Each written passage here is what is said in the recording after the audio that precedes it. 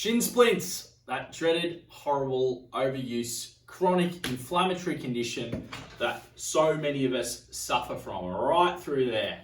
Hi, I'm Dr. Callum from Orange Peninsula Chiropractic, and today I'm going to share with you my top 3 tips that I see in practice and what I help people with when they are suffering from that horrible shin splints that everyone talks about. First of all, what's shin splints? Shin splints, as I said, is an overuse condition where basically the muscles have worked so hard that they're starting to pull on that shin bone to create that splinting feeling. Really what it is a lot of inflammation just sitting there to the point that it's provoked by an overuse problem. Okay, so I'm going to talk to you about my 3 best tips that I talk to people about every single day, and we'll go from there. Cool. Number 1, my top tip with my prop sitting over here.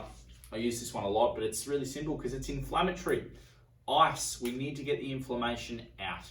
Every single time we're feeling it to be super sore, we need to be whacking some ice on it. So I love a squishy gel one that we can quite easily just place along the shin, making sure we're getting some of that muscle too to calm down that swelling. Holding it there and grabbing a compression bandage if you can and just wrapping it. You can even use a tea towel just to tie it tightly, but having that resting on there when we're feeling super sore. That'll help heaps get the inflammation out of those shin splints. Cool, that's my number 1. Number 2, tape. Yes, that's my second prop today. Tape, not to tape the actual shin splint, but to tape those arches. What we commonly see is someone that has a shin splint issue or basically a posterior calf problem is what we see is we have this excessive amount of pronation. So the arch starts to drop away and then in turn starts to load up that shin excessively. So we're going to use tape to help with that. So ones I prepared earlier, I want you to create 3 little bits of tape. I want you to have a long one that you'll pretty much whack on the back of your arch. And you can do this yourself. So as you can see, you pretty much place it here and lay that along. Make sure your foot's not nice and sweaty so it sticks. So hold that there. And then I want you to grab 3 little ones. So about the size of maybe your thumb and your finger like that.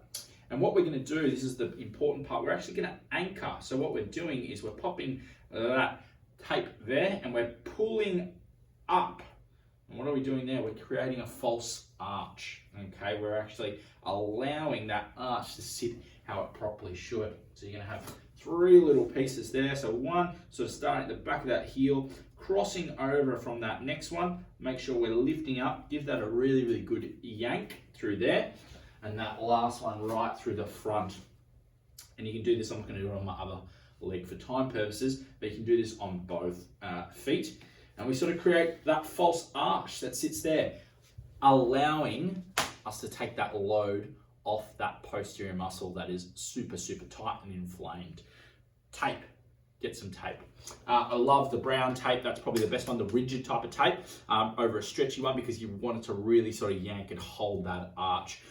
They're great for if you can have a sock on at work or anything like that, and you can have just your arch sitting there because I know a lot of people struggle to have orthotics or anything like that in, say, a heel or a dress shoe or something like that. So I love the tape idea.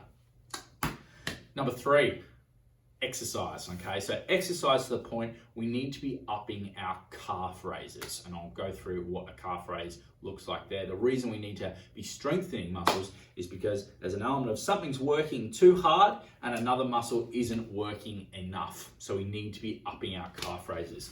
Calf raises look something like this.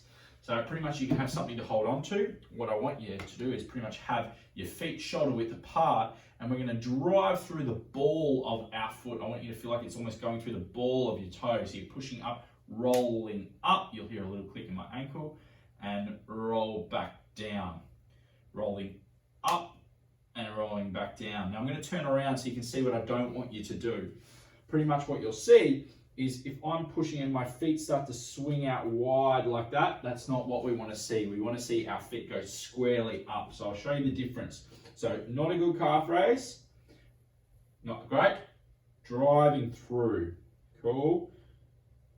And driving through and make sure we've got that slow element all the way back down with those calf raises. So I've got icing, 20 minutes on, 40 off, using about that hour mark, taping your arches using some rigid tape, and calf raises. We should be looking at about 15 to 20 reps of those a day. Morning and night would be awesome, but really start to work those muscles, and that should start to help all of those shin splint symptoms, guys. I'm Dr. Callum from Mornington Peninsula Chiropractic. Any other questions, whack your name down below and I'm happy to reply to a few. Apart from that, stay awesome.